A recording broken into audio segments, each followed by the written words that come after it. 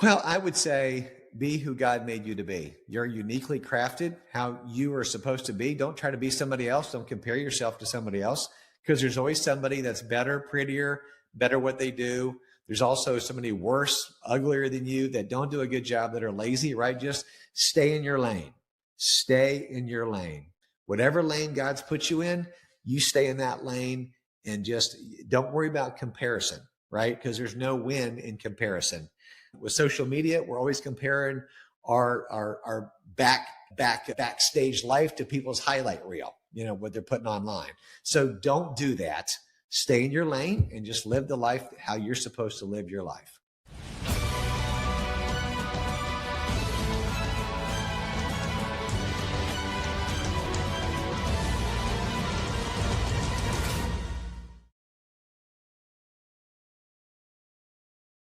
What if the secret to 30-year real estate career wasn't flashy sales tactics, but something far more rare in today's industry? Unwavering consistency, rooted purpose, and a daily routine that builds clients for life. Today on the Real Estate Roundtable, we're sitting down with someone who has quietly built one of the strongest reputations in all of Polk County. With 29 years in the Lakeland market, over 420 home sales, and more than 200 5-star Google reviews, to back it up, Brian Stevens is proof that success is built one disciplined day at a time. He's a realtor, a community educator, a storyteller, and the creator behind 2 growing YouTube channels, living in Lakeland, Florida, and Realtors of Faith. And today, he's here to pull back the curtain on what really drives long-term success. Welcome to the Real Estate Roundtable. I'm your host, Lancelot Lenard, and this conversation is going to change the way you think about your business. Welcome to the podcast, Brian. Thank you, Lancelot. I'm really excited to join you. I appreciate it. Brian, you've spent nearly 3 decades serving the Lakeland and Polk County communities. Take us back to the beginning. What was the moment you realized real estate was more than a job for you, but truly a calling? Well, it started when my father was a home builder for 25 years right here in Polk County. So I grew up sitting in a model center and, started selling brand new homes, sitting in a model center. And then I realized that I wanted to do general real estate, and I got my license, and I've been in it ever since. Awesome. And what did the early years teach you that still guides you today? Dad, this is a relationship business. It's truly just getting along with people, finding out what their needs are, listening to them, because as salespeople, we like to do more talking than we do listening. So actually listening to people, trying to find out how you can truly help them, and then just providing good solutions. Was there a mentor moment or challenge that shaped the way you work now? When I would say probably one of my business partner, Russ, we have worked side by side for many years, and Russ is a few years ahead of me in age. And so I would call him a colleague. I've always looked up to Russ, his production level, the way he operates, and he is somewhat of a mentor to me also. Along with when my father was alive, my father was a mentor to me also. Awesome. How did you build a business that people trust for generations? It takes time, Lancelot. It just takes time. It doesn't happen overnight, right? I mean, it's literally a time-tested method, and honesty, integrity, doing the right thing, not having commission breath, truly helping people and gaining their trust, and just, do your job, right? It's not hard to do. Just do what you say you're going to do, and you will build a long-term business. Awesome. You're known for your consistency and your structured approach to each day. In an industry where many agents struggle with routine, what does a productive day actually look like for you? That's a good question. I've had a real estate coach for 6 years now, 6 or 7 years. His name is Matt. Matt taught me, because I was out of the business for about 6 years doing a full-time ministry. When I got back in the business, Matt taught me more routine than structure, and it started with lead generation. Maybe we can talk about that more in a minute, but really having a good solid hour or 2 in the morning of lead generation, having maybe a later appointment around 11, having some kind of a lunch appointment. My appointments are between 1 and 4:30. Well, I'll do like podcasts like this, or I'll hopefully meet with buyers or sellers, which I have right after this, our appointments. And then I'm at the gym by 4:30 or 5. every single day. That is my appointment with myself. And then I'm there probably for just an hour, but it's very disciplined and structured. And then by 6 o'clock, I'm heading home, maybe return a call or two, maybe a text, and then I'm home for the evening. And that's a great day for me. And why is lead generation the first thing on your schedule? It is what you're always going to be doing as a real estate agent, always lead generating. And I used to push it aside and say, I'll do it whenever I can do it. And I would let people and other appointments crowd that time. And because what I learned from my coach is that the lead generation you're doing today will affect your business in 2 to 3 months. And I would tell him, Matt, I've been doing bad on my lead generation. He goes, Brian, that's okay. Don't worry about it. Just when your kids don't have any food to eat in about 2 or 3 months, you just remember that you didn't lead generate that week. And if I trace back my months, my slow closing months, if I go back 2 to 3 months, I'm like, I was distracted then. I didn't make my calls. I wasn't making videos. I wasn't following up with people. It absolutely, you plant the seeds and they will harvest in due time. Wow. That is, eye-opening for a lot of new agents, hopefully. I've learned that at KW when I was with them in the beginning, is that that's your bread and butter, and that's 2-3 months out. So how do you manage distractions and protect your time? I learned to say no. Lancelot, if you're like me, you're probably, you're a nice guy. I can tell you're a high I, maybe you love people, you love talking, you like conversating. It's hard to say no sometimes as a people pleaser, right? And so I've just learned to say no and to say I cannot meet then, or this time is blocked. And just setting up it's really boundaries, setting up boundaries in my time, because here's what I've realized in real estate. People will waste your time like they don't care. They really don't. Good people too. Again, not bad, but people will waste your time. So if you don't say no, nobody else is going to do it, and you'll let them control your schedule, which will eventually control how much money you're going to make, and your time and your life. That is so true, my friend. That is so true. And people don't even realize that they're doing that a lot of times. So it's kind of like, if you just set the standards in a way, they'll figure it out that, oh, yeah, maybe he doesn't have time on a Sunday, or maybe he doesn't have time between 8 and 10 a.m. every morning, because he's doing something. He's busy. Right. So I learned that to set expectations also from my coach. I have a coach as well, Mitch. And he told me you just have to set the expectations and put it in your calendar, time block it, and everything else that people want from you is after those time blocked or in between the time blocked periods. That's your time. You're working on your business, or you're working on your family life, or you're working on yourself. But those are important periods of time that you got to take away from everyday hustle bustle, communications, and all that stuff. You do. Yes, correct. What small habits have created the biggest long-term results? Oh boy. I think it kind of piggybacks a little bit for the lead generation and trying to be intentional with when I'm going to set my appointments. And at first, when people would try to, crowd into my lead generation time or my workout time, now that's not to say once in a while, if I have to do a walkthrough at 10 a.m., I'm going to do it, right? Because there's no other time to do it. But if for some reason it's a closing or they can only meet at this time, then I'm going to tack on the lead generation time another time, or I just won't. And then my business could suffer, just knowing that. But I would say it's always little small decisions that add up over a period of time, right?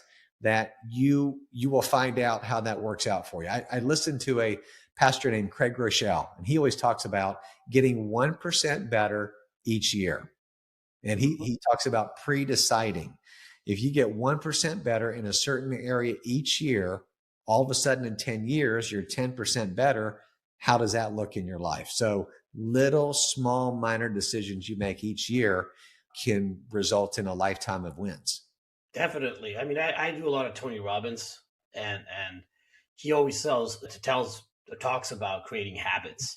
And if you keep doing it every day, it will become a habit. And once it becomes a habit, you could thrive on it, basically, and create good habits. It's the same thing with, he says this, it's about quitting smoking is pretty much the same thing.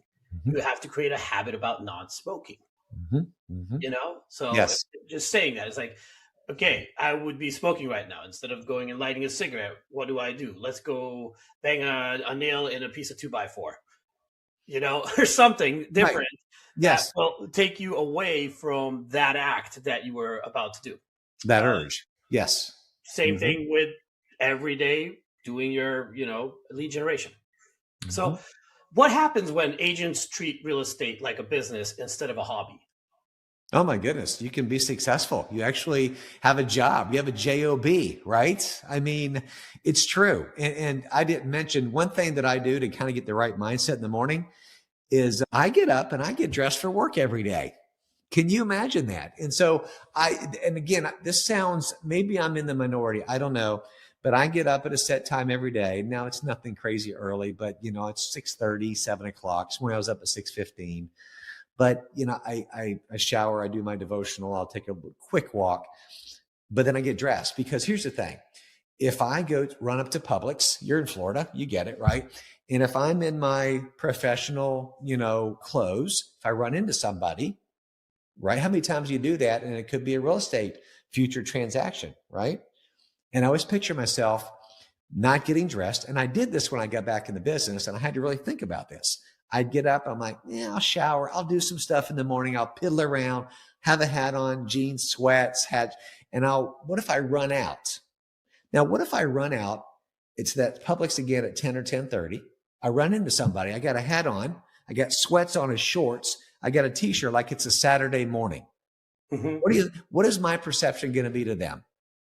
Oh, there's Brian. Oh, I guess he's not in real estate. He doesn't even dress like he's going to go show homes or anything. Was he doing yard work or something?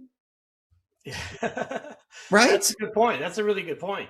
Think about that. Wouldn't you think that if you saw somebody like that, you think, oh, they're off today, or they're not they must not be doing the business, or perception is reality for some people. So I always wanted to, if I run into somebody in the morning, not that I'm bopping in stores every morning, by the way, but if I do, I want to be ready to go.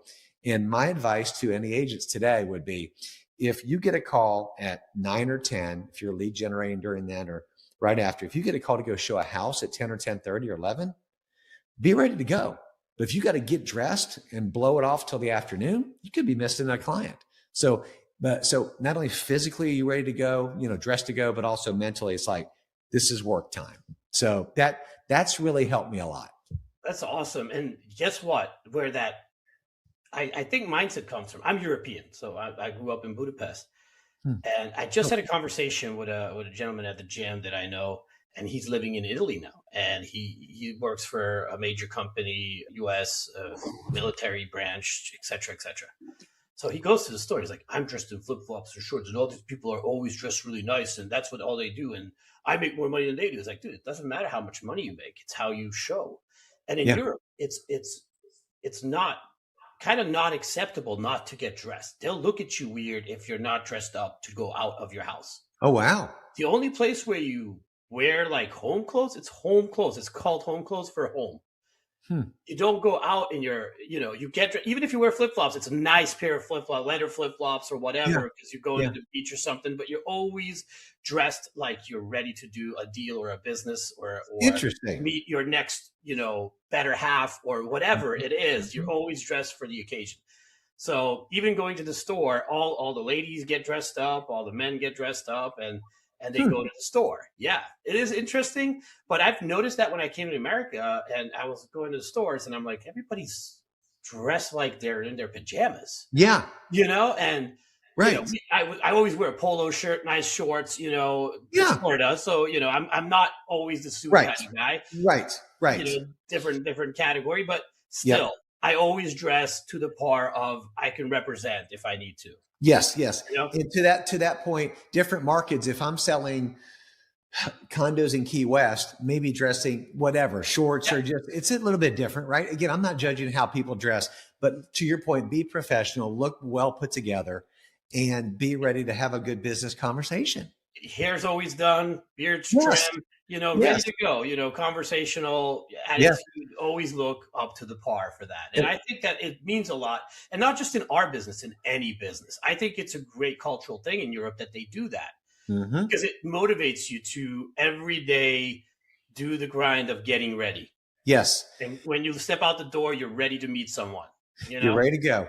And let me add one other little, this sounds OCD, but this is true, just to elaborate on this. So when I first got back in the business in 2015, I would get dressed, but I put on regular blue jeans and a collared shirt, something very basic. And here's what I thought. I'm getting back in the business. If I interview for a listing, which I do once in a while, I mean, still I compete. I want every advantage I can have to beat the other agent, right? I don't do jackets and tie. It just is not me, right? But I thought, wait, I'm going to start wearing more nicer jeans, dress jeans, maybe a polo, tuck in, try to look still myself. I'm not going to be I'm not going to fake it like that. Yeah. But every edge I can get to try to beat my competitor, and I still do it with other things, with product and presentations. I want it because I want the business. Correct. And if I can dress a little bit better, then I was just going out in jeans. I'm like, I got to step up. That's one of my things. Anytime I go to my first appointments, I always dress up to the ninth. Nice. I wear a suit. Okay. For first. Good for you. That's awesome, man. Every day I go out, I usually get dressed up in a polo or a nice pair of shorts, whatever I wear. Because I also do construction. We talked about it a little bit in the beginning. So yeah, I can't always wear the fancy clothes because sometimes I need to get my hands dirty. So I can't be in a suit, right, with a hammer on a piece of wood. But I can wear something presentable and still be able to work. They have those contractors that work in a polo and nice pair of shorts. You can still do that. So I think that is. I found like this middle ground. That's good. Well, you're in construction too, so it's different in Florida. Yeah, exactly. It's also first appointments always, and then I feel them out how they are, and then I mirror. So try to dress like they dress. Nice. Second appointment, third appointment, fourth appointment. So kind of figure out if they're always wearing, button ups or they're t-shirt and shorts kind of guys. Because if they're that, I'll wear something similar. I think it is good for them to feel comfortable, because if I'm always wearing a suit, they might feel uncomfortable with me. And then for closings, I always also dress up. Like I think I had one closing out of my 200 plus closings that I wasn't fully dressed up in a suit, and it was this year. I remember it because it was this year. Yes, I always wear a suit to my closings, except for that one closing. I was running from a construction site to meet the client at the closing table, like last minute kind of thing. It's like, I could be. She asked me to be there. I was like, yes, of course I could be there. And I'm like, I'm not going to be dressed up though, because she bought multiple from me and sold with me as well, so she kind of knew me. It was like I could get away with it. Right. And don't have to run home somehow and change for that. But I've also done this for a closing this year. I got told 2 hours before the closing that the closing is going to take place in the land. And I live in Port Orange, Daytona. We were working on a house on the beach in Daytona. And it was about an hour and a half drive to the closing. And about 3 hours, 2.5, 3 hours before the closing, my client calls me. He's like, we're closing today. I said, I didn't get an email from the title company saying that today's the closing. So let me check. I checked with the title. Yeah, we're closing today. I'm like, oh my God, you could have told me this yesterday because I would have planned differently. Right. So I met my wife. She brought me my suit halfway or like in between, got dressed in the parking lot, ran to the land to do the closing. Yeah. That's awesome. That's awesome, man. But you gotta go above and beyond, You do, because they're buying or selling the most important, usually the largest, asset they have, right? So why wouldn't we look very nice and professional? I mean, I'm glad we're talking about this because I think more and more people need to hear this. And again, I would never prejudge somebody, but sometimes I'll see somebody open up a home in a nice neighborhood right near me. Nice realtor. I met him there because their lockbox key wasn't open. They had buyers there. She literally was in shorts, a t-shirt, and she's showing a $1.2 million home. And I just thought I was still professional and nice and no problem. I got it open and left. I'm like, that's how you're showing houses? Really? Yeah. I don't get it. I don't get it. So not in that price range, at least, I mean, right. I mean, even on a lower price range, it's unacceptable if you're the listing agent. It is. As a listing agent, you should at least put slacks or long pants on. If you're a lady, put a dress on. Like, how long does it take? Correct. Really, like put a dress on and put some nice shoes on, and then you're good to go. If you're a lady, it's probably easier than for a guy because it's one piece compared to like 3 or 4 Right. pieces, But back to your question, that's the difference between a part-timer, somebody it's a hobby, and I'm glad you asked that, Yeah. and somebody who treats it like a true business. A true business is when you're getting up, getting dressed professionally, Yep. like we talked about. Every day. It's important, guys. It's really important. Dress to impress. If you ever watch Ryan Serhant, he always said he was fake it till you make it. He bought his fake Rolex when he started just to be able to dress the par to his clients that he was showing houses to. So that's the same thing with us. If you can't afford it, don't have to buy the boss suit or the Gucci or the these. You could buy a nice suit that you could get for a few $100 and wear that suit until you can afford a nicer one. That's it. Right. That's how it goes. But it's an investment in yourself. Correct. So with today's tight inventory and rising demand, new construction is becoming a bigger part of the solution. What are you seeing in the Lakeland market right now regarding new homes? New home construction is booming. You've got your national big builders coming in. I've got one closing at the end of this month with a big box brand. And they're giving away the farm, Lancelot. They're they're buying down rates, right? If you use their lender, they'll pay for all the closing costs. They always do that, which they jack them up, put in a builder's fee. It's 15 to 20,000, which by the way, they're just build money in there. But, it works for the buyer because they get all their closing costs paid for. So closing costs paid for. My buyer is closing at he had 2 options. I think it was a 4.25 or 4.5 fixed rate. I can't remember what it was. He had a buy down option and a permanent. He went with the permanent, which made sense. So their interest rates, options, upgrades, quick closing, it's hard to compete with new home construction right now. Oh, I know. Same in our area. 499. I even had 385 from a builder this year. Wow. 3.85% interest, everything paid. I'm like, and the price, it was originally listed at 440. They were down, or 340, sorry, and they were down at 310 already. Wow. Yes. I was like, holy moly. Deal of the year, deal of the century. Right? Yeah. Good for your buyers. I love that. Yeah, it's amazing. And why are so many buyers overlooking new build opportunities? Why are they overlooking what? New build opportunities. That's a good question. I'd say probably sometimes it's just awareness of what's available in the areas that they're looking. Because once I start to bring new home construction into the equation, which I try to, the best I can, that they're just not aware of it. They're not seeing the options out there. They're not aware that there's a new community in this location that they're looking in. Once we make them aware of it, as a real estate agent, I'm telling you, if you work with new construction, it's normally a less hoops to jump through with what? Home inspections. They're going to get a walkthrough. All the closing costs we talked about. You don't have to worry about a termite inspection. They get a termite bond with their new home. Closing is easy. They just walk them right through. In fact, most builders want to just take the realtor and go, I got it now. Thank you. See you later. I'll see you at closing. See you at closing. And yet, so they really do. That's the truth. Now, what we do try to is and how our sell on this is because I really still believe, as you know, having representation with a new home build is important. And I won't veer off on that, but it's very important for us to make the buyers aware of what's going on in the market. And new home is a great option because they get a warranty on it too. So I think it's great. I think a lot of times it's location because these guys, they want to stick to a location and then you open up their eyes to, because in my area, new builds are happening west of 95. We don't have any more really good new builds east of 95. So they're like, well, I want to be in that community and, around there, that area. And I'm like, great. Here's the same house that's brand new for the same price that you're looking at right now over there. Mm-hmm. But this one will not flood because it's lifted up, has the warranties, has this, has that.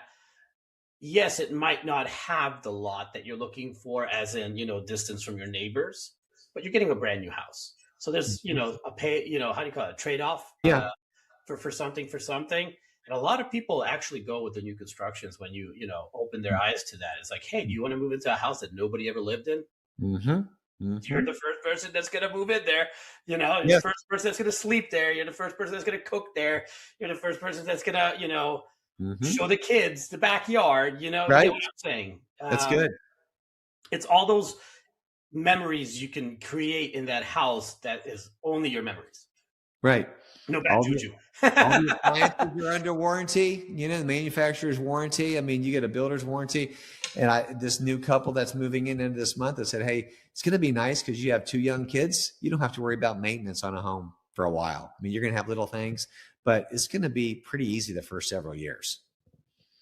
Yeah. How can builders and realtors work together more effectively?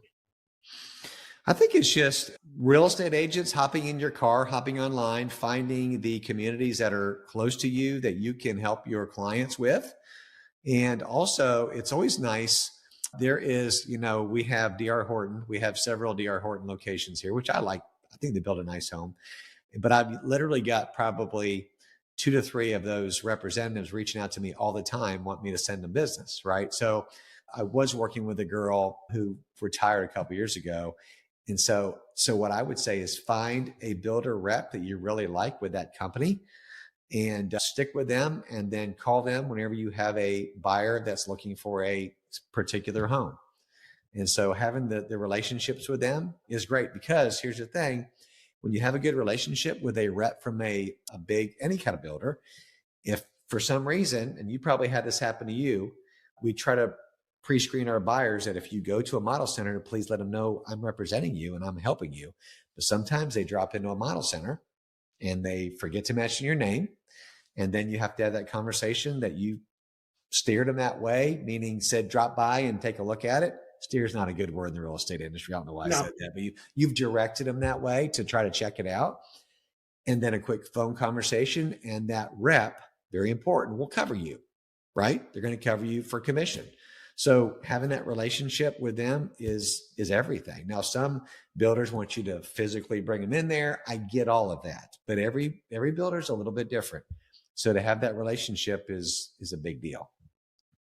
Yeah. One of the things that sets you apart is your willingness to talk openly about faith and how it shapes your work. Mm-hmm. What does it mean to you to be a realtor of faith? Well, that's a great question. I've been a Christian for about 30 years now. And so I did start my channel, Realtors of Faith, on YouTube. And, it's my foundation. It's really everything, right? I mean, the Lord put me in this business to help people. And so I love it. I love what I do. It's a calling. And so it's everything, right? And God calls us to honor and glorify him in our work. And so, we're to serve people. Like Jesus came not to be served, to go, come on, do it for me. He came to serve. So I want to serve other people in my work and just to do a good job. Colossians 3:23 says, do everything unto the Lord, not unto men, but unto God. So when I get up in the morning, when I'm talking to people that sometimes I don't want to talk to, I'm like, all right, God, I'm doing this unto you. I want to please you. I want to be a light. I want to make a difference in a dark world, in a world there's just junk going on everywhere. Use me to make a difference, to draw people closer to you, and that maybe they can just feel the peace, feel your spirit, and to make a difference in people's lives. That's amazing, my friend. How do integrity, patience, and empathy show up in your appointments? It's just doing those little things we talked about, just shooting it straight with people. I mean, I am a believer, and I do my best to be honest and use integrity. I'm not perfect. I goof up, right? I don't intentionally do that, but I'm not, none of us are perfect. But I think when you make those small decisions over time, that they add up and forms your reputation and your name, which will go ahead of you over time as you build that. And people in the community will talk about, hey, we've heard your reputation here. We've heard you do a good job. And guess what that means? That means referrals. That means people are going to send people to you because you did a good job with them. You weren't perfect, but you were a good agent and you worked hard and you really helped them out. They'll send you future business, which is always a blessing. Yeah. How do you balance professional service with spiritual grounding? I mean, I'm always very respectable with people, so I don't shove Jesus down their throat. You know what I'm saying? And I don't pray with everybody, but I try to go in just to be a good, solid believer and just to treat them right. Everybody is, God's made everybody in his image, right? So I just try to treat people like I get to the privilege to steward a relationship. and I get to hang out with them for a little bit. And as you know, in real estate, we're usually with people, a couple months, 2-3 months, sometimes longer, depending if we can find them a house. But so I just try to steward that well, to do a good job, treat people right. And if they're open to it, if I know they're believers, then we'll pray together. We'll talk about the Lord. But if they're not, 100% fine. Just try to treat them right. What would you say to an agent, or what would you say to agents who want to lead with values but worry about perception? Well, I would say be who God made you to be. You're uniquely crafted, how you are supposed to be. Don't try to be somebody else. Don't compare yourself to somebody else, because there's always somebody that's better, prettier, better what they do. There's also somebody worse, uglier than you that don't do a good job, that are lazy, right? Just stay in your lane. Stay in your lane. Whatever lane God's put you in, you stay in that lane, and just don't worry about comparison, right? Because there's no win in comparison. With social media, we're always comparing our backstage life to people's highlight reel, what they're putting online. So don't do that. Stay in your lane and just live the life how you're supposed to live your life. You built 2 YouTube channels, Living in Lakeland, Florida, and Realtors of Faith. How has content creation helped you serve people beyond traditional transactions? Last night, we're on the way home, my wife and I get a message, and it's somebody that called. And so I told my wife, I said, it's 8:30. I usually don't try to talk on the phone after. I don't know about you, but I don't want to talk to people. 8. Yeah, 8. Okay. Yeah. Right. Dude, I'm not even that good. I'm telling you right now. So we listened to this. Here's what their message was. I could probably play it, which I won't. Hey, this is so-and-so. We're watching YouTube, and we saw one of your videos. And about this condo, we want to have some questions about it. And I still scratch my head, go, people really watch these YouTube videos. It's crazy. I just laugh. And my wife goes, you should call him. I'm like, honey, I don't talk about it. So I said, all right, I'll call him. So I called him up literally last night. They inquired about a condo. I didn't even know which one it was. It was one I recorded like a week ago. We talked about it. Super nice people, funny. And I sent them a couple homes, condos this morning. And so I'm starting to get, to your question, referrals from it, buyers, sellers. YouTube sits on Google. And as you know, Google is the largest search engine. YouTube is number 2. So people are on YouTube. So it is helping my digital presence get out there. And so what I would always talk to agents and say, man, go get your digital footprint, get online, get your Google reviews, start a YouTube channel. My YouTube channel started 3-4 years ago, very basic stuff. And it's slowly progressing, and I don't get a ton of leads, but I'm getting more traction from it. But it's taken time to do it. And I would just say, keep dropping the videos, man. It'll pay off. Awesome. What video topics resonate the most with locals or future home buyers? Living in Lakeland, Florida is good. That's the name of my channel. So they say you should start your YouTube channel based on the area you live. So if you're in Daytona Beach, living in Daytona Beach, what does that look like? Port Orange Real Estate, I think. Port Orange Real Estate. Yeah. Port Orange. Yeah. Lancelot Lenard, Port Orange Real Estate agent or something like that. Yeah. Something like that. So there's a couple different guys I follow. So mainly just local stuff. I know Mike Sherrard is in our organization. And so he's got a thing that's called the Wolf Pack. And so we have a bunch of media that we can learn from. It's amazing. And so he talks about making videos that are evergreen. Like you could do, living in Orangeport, Florida, that you don't have to date it, and it'll stay on YouTube and get views forever. So making some of those evergreen videos, living in Lakeland, Florida, what that means, that will drive traffic for a long time. Awesome. And how do you keep your message consistent across your content? What's worked for me is what I could say is worked for me, and that's doing home tours, walkthrough videos. That's the main thing I do. I get my iPhone. It's very simple. And I get it. I walk through a house and I do a slow tour. And I just say, here we go. And I'll do a little intro myself out in front of the house, little intro. I'll do the body of it, and I'll walk through and take 10 to 12 to 15 minutes, nothing fancy.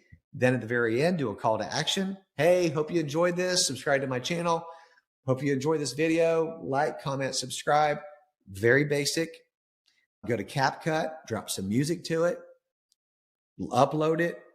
Again, I'm making this sound simple. It really is, but it takes a little bit of work, and do it over time, and it will start to generate business for you. That's interesting. Old school in a way, 15-minute video. I think that it's tough, because how do you grab their attention for 15 minutes? So here's what I've learned. And here's what I would say. Again, 3 or 4 years in this space. What I found on my channel is that people want to watch longer forms of video. So actually long form, again, know that I'm a realtor and I'm just in this space. But what I found on my channel is the longer I make my videos, the more watch time I get and the more traction I get. It's crazy. Okay. Yeah. That makes a lot of sense, because when I started my channel, I have 2 channels. I have this one with the podcast, of course, and then I have my real estate channel. And the real estate channel, I have Evergreen videos that are still getting a lot of views, but most of my videos, my horizontal videos, are like 3-4 minutes long, tops. Or my short content is vertical, Yes. So, and those are, I'm trying to fit how to educate people into 1 minute videos, Yes. and explaining interest rates in 1 minute. And what a Buydowns is and stuff like that is super hard. It is. And shorts are good. I do shorts too, right? So I drop shorts all the time because they attract attention, but people are bopping around on shorts. So when you do long form content, and because on purpose, I do mine longer because of what you just said. And you'll see, if you try them, it'll be weird at first. Like, I feel like I'm so long. But when you do 10 to 15 minute videos, 17 minute, I think there's a sweet spot, 12 to 15 minutes, I think. It will feel weird, but you'll start to see you'll get more traction on those, surprisingly, than you will sometimes on the short stuff. Not the shorts, the vertical, but the horizontal shorter videos. That's awesome. I'm going to try it out. I'm going to give it a shot. Yeah. Because I always have a professional videographer come in and film my houses that I list. And we try to fit it into 4 minutes, usually what he does. Yes. Now, the professional ones that maybe you're talking about, I'll do those on my upper ends. Yeah, those are always 2 to 3 minutes. And honestly, I drop them on YouTube. I don't get near the views. That's the reason I started taking my iPhone or get a gimbal and go literally talk the whole time. Don't be boring, but and I just walk through it and I talk about the house. Okay. So a shot. It works. I'm telling you, man, people watch it. That's the reason I'm telling you, these people are watching my condo and I walk through, you can look at my channel. It's 12 to 15 minutes. And I'm just your average. I'm talking about the house. People watch that stuff. It's crazy. And probably 40 to 50% are watching it on their television, not on their phones. Wow. Even cooler. That's what I'm saying.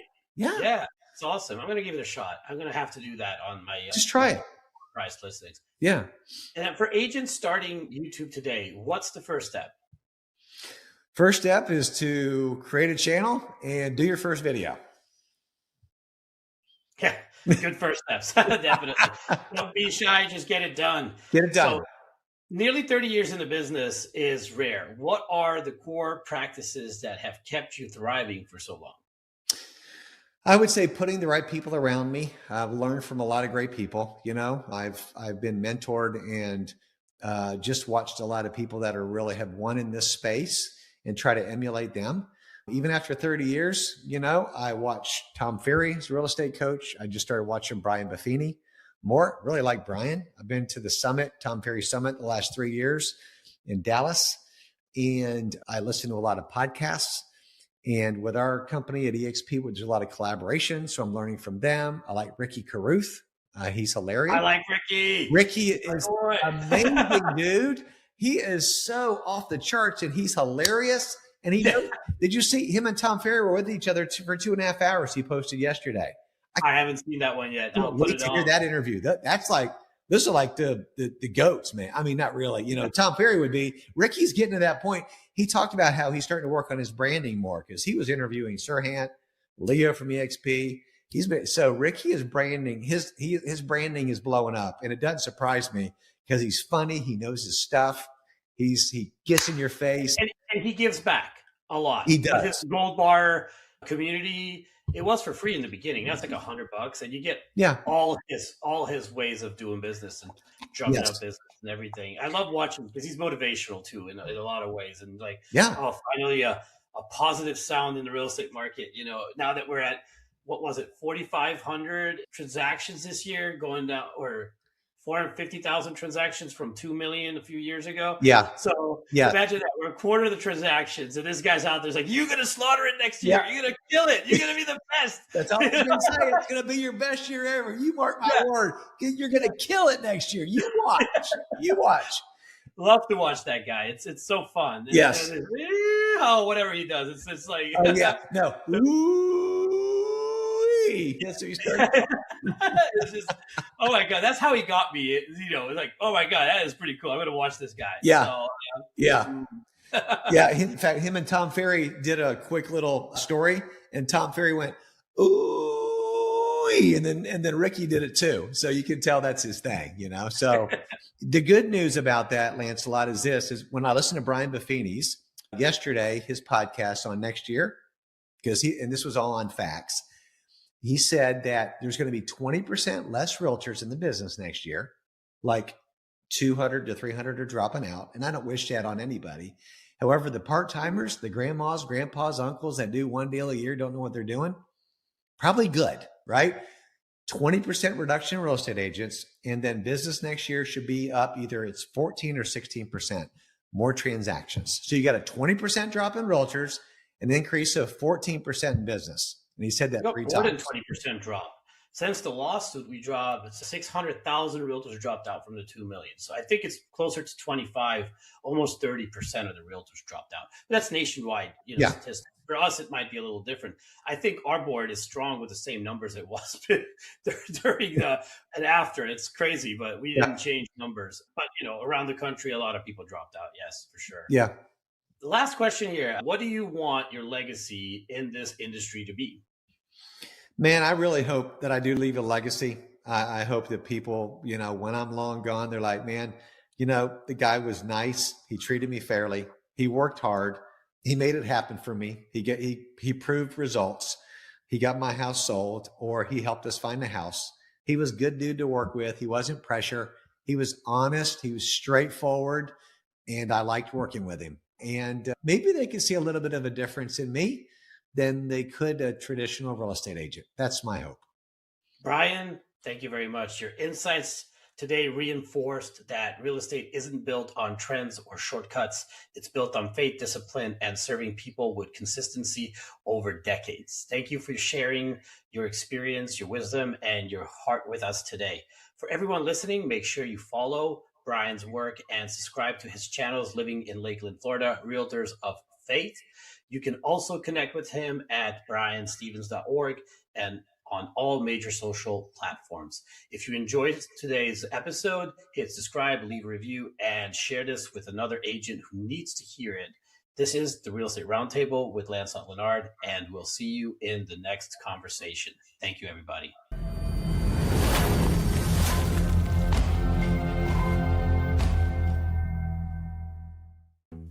Thank you for joining us on Sir Lancelot's Real Estate Roundtable, where we've unveiled the mysteries of real estate together.